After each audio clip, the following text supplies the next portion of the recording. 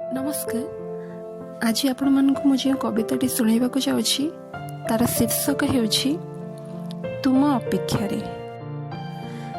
स्मृति सबु एणे तेणे असजड़ा होई पड़िछि।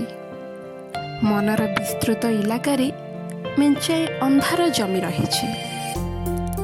चाहिले सजाड़ी पारंती से असजड़ा स्मृति को आउ आलोकित करि पारंती से तमसाच्छन्न परिसीमा को।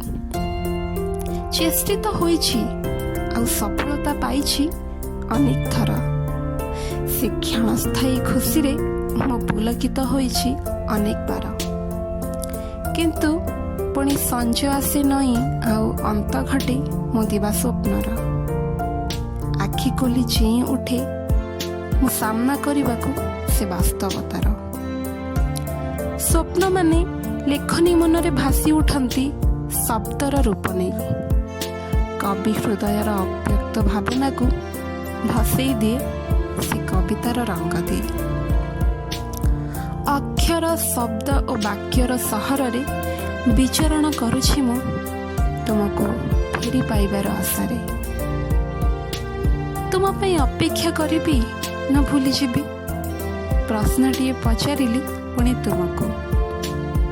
हाँ, उत्तर अपेक्षा रे तो रहिबी किंतु पाइबिनी, कारण मु जाने तुम्हें फेरबनी।